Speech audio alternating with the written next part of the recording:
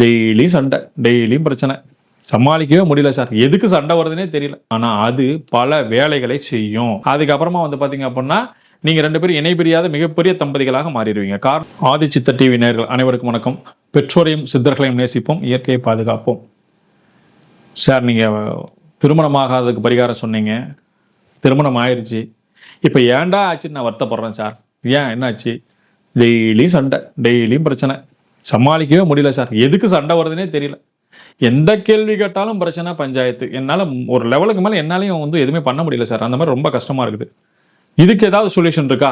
கல்யாணத்துக்கு சொல்யூஷன் சொன்ன நீங்க அதுல இருந்து அந்த பிரச்சனை தப்பிக்கிறதுக்கு ஏதாவது சொல்யூஷன் சொல்லுவீங்கன்னு தான் மறுபடியும் உங்க வீடியோவை கண்டிப்பா பாக்குறேன் சார்.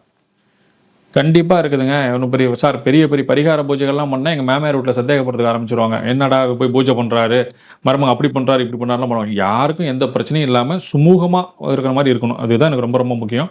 இது யாரும் சந்தேகப்படாத மாதிரியும் இருக்கணும். இதுதான் எனக்கு ரொம்ப முக்கியம் சார். இது மாதிரி பண்ண முடியுமா அப்படின்னா கண்டிப்பா பண்ணலாம். பெரிய விஷயமே கிடையாது. இதுக்கு தேவையான பொருள்கள் 2 தான். இந்த 2 பொருள் இருந்துச்சுன்னா போதும். யாருக்கும் சந்தேகமும் வராது, யாரும் சந்தேகப்படவும் மாட்டாங்க. ஆட்டோமேட்டிக்கா பிரச்சனையும் சரியாயிரும். அப்படி என்ன சார் அந்த 2 பொருள் அப்படின்னு தானே கேட்குறீங்க?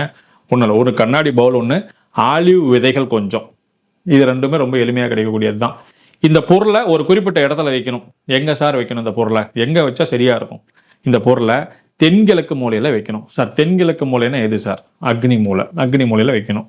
இதை ஒரு ஆலிவ் விதையை கண்ணாடி பவுலில் போட்டு வச்சிங்கன்னா ஏதாவது பிரச்சனை வருமானா? எதுவுமே வராது. யாரும் பெருசாக எடுத்துக்க மாட்டாங்க. ஏன்னா கண்ணாடி பவுலில் ஆலிவ் விதை வச்சிருக்கான்னு நினச்சிக்குவாங்க. ஆனால் அது பல வேலைகளை செய்யும்.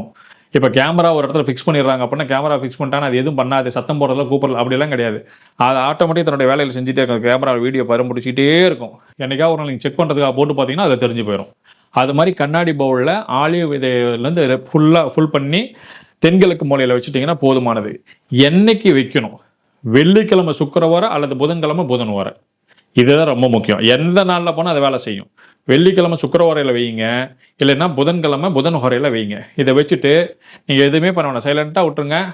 மாதம் ஒரு தடவை இதை கொண்டு ஓடுற தண்ணியில் போட்டுருங்க. பவுலில் நீங்கள் வச்சுக்கோங்க, ஆலிவ் விதைகளை மட்டும் கொட்டிடுங்க. இது மாதிரி நீங்கள் தொடர்ந்து ஒரு 3 மாதம் பண்ணிட்டு வந்தீங்க அப்படின்னா சண்டை ஆட்டோமேட்டிக்காக சைலண்ட் ஆயிரும். அப்புறம் கணவன் மனைவிக்குள்ளார ஒற்றுமை அதிகரிக்க ஆரம்பிச்சிடும். அதுக்கப்புறமா பார்த்தீங்க அப்படின்னா நீங்கள் 2 பேரும் இணை பிரியாத மிகப்பெரிய தம்பதிகளாக மாறிடுவீங்க. காரணம், ஆலிவ் விதைக்கு அவ்வளோ பெரிய ஆற்றல் உண்டு. அது எதிர்மறையாக இருக்கக்கூடிய எல்லா விதமான வைப்ரேஷன்ஸையும் உருவாக்கும். இப்போ ஒரு இடத்துல பயங்கரமாக சவுண்டு கேட்டுட்டு நமக்கு டென்ஷன் ஆகுது அப்படின்னா அந்த டேப் ரெக்கார்டர் ஆஃப் பண்ணோம்னா வேலை முடிஞ்சு போச்சு. இல்லை பயங்கரமாக குளிர்து அப்படின்னா ஃபேன் ஆஃப் பண்ணால் வேலை முடிஞ்சு போச்சு.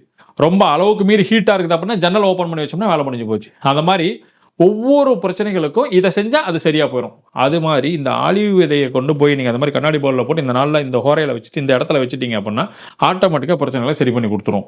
அவ்வளோ சக்தி வாய்ந்தது இந்த ஆலிவ் விதைகள். பயன்படுத்தி பாருங்கள், நல்ல பலன் தரக்கூடிய ஒரு விஷயம். இதை நிறைய பேருக்கு சொல்லி நிறைய பேர் அதை வாங்குறதுக்கு ஆரம்பித்து நிறைய பண்ணிட்டாங்க. இப்போ ஆலிவ் விதைகள் பயங்கர பீக்கில் போயிட்டு இருக்குது. ஆலிவ் ஆயில் எதுக்கு பயன்படுத்துவாங்களோ கூட தெரியாது. ஆனால் இன்னைக்கு ஆலிவ் விதை பயங்கர பீக்கில் போயிட்டு இருக்குது. அது அற்புதமான ஒரு முறை. பயன்படுத்துங்கள், பலனடையுங்கள். நன்றி.